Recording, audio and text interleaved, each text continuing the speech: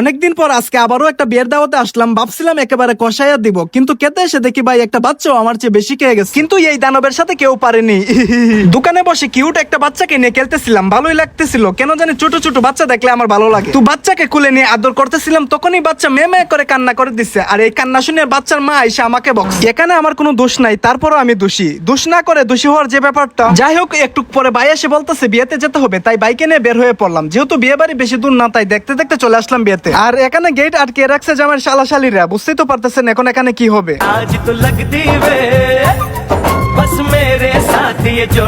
যাই হোক, এখানে অনেক যুদ্ধ হয়েছে, এইসব ছোটখাটো যুদ্ধে আবার আমি থাকি না। তো এদিকে আমি অপেক্ষা করতেছি কখন খাবার আসবে, আর এই গরমে আমার অবস্থা তো আপনারা দেখতেই পারতেছেন। যাই হোক, অবশেষে আমাদের অপেক্ষার পর শেষ হলো, আর আমরা খাওয়া শুরু করলাম। আর এদিকে এই ভাই সব একা একা খাইয়া লাইতেছে। এদিকে লক্ষ্য না দিয়ে আমি খাওয়া শুরু করলাম। প্রথমে মুগ ডাল আর রোস্টের পর আসলো গরুর মাংস, যেটা আমি অনেক খাই, বাট আজকে কেন জানি আমি খেতে পারলাম না। আর এদিকে আমার এই ভাইয়ের কোনো তামাতামি নাই, একটা না খাওয়ান চলতেছেই।